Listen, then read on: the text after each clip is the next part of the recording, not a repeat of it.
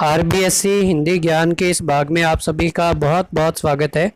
आज हम कक्षा 8 वसंत भाग 3 में कहानी कामचोर के प्रश्नों का अध्ययन करेंगे, जिसकी रचनाकार इस्मत चुगताई हैं।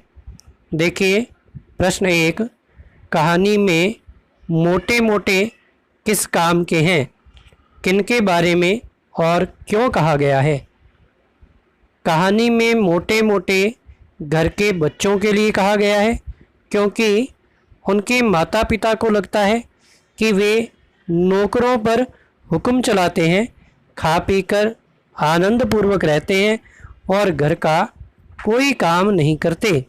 प्रश्न 2, बच्चों के उद्यम मचाने के कारण घर की क्या दुर्दशा हुई। देखिए, बच्चों के उद्यम मचाने से जैसे घर में तूफान आ गया, सफाई के नाम पर घर दूर से भर गया और दरी की धूल कीचड़ ही हो गई। सारी मुर्गियां, भेड़ घर में इधर उधर भागने लगी। बच्चों ने दूध दुहने की सोची तो भैंस को चाची की चारपाई से बांध दिया। भैंस चारपाई को अपने साथ लेकर ही भाग गई। पेड़ों को पानी देने के लिए बच्चों ने नल पर इस तरह झड़प की कि पानी भरते समय तसले, बाल्टियाँ, लोटे, कटोरे सब इधर उधर बिखर गए। प्रश्न 3, या तो बच्चा राज कायम कर लो या मुझे ही रख लो। अम्मा ने यह कब कहा और इसका क्या परिणाम हुआ। ये शब्द अम्मा ने तब कहे जब बच्चों ने पूरा दिन घर का काम कर उद्यम मचा दिया। अम्मा ने यह निर्णय लिया कि अब वे अपने मायके आगरा चली जाएंगी। इसका परिणाम यह हुआ कि अब्बा ने सभी बच्चों को हिदायत दी कि अब कोई घर के काम को हाथ नहीं लगाएगा।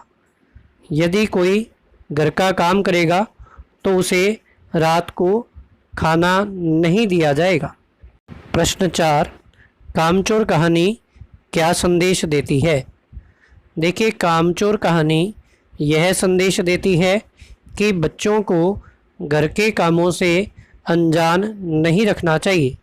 बच्चों को छोटे मोटे कार्यों को करने की आदत डालनी चाहिए।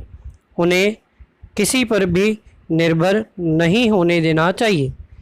कहानी में पहले तो माता पिता ने बच्चों को कार्य करने की आदत नहीं डाली। जब उन्हें कार्य करने को कहा तो वे कुछ भी ना कर पाए। इसमें बच्चों का कोई कसूर ना था।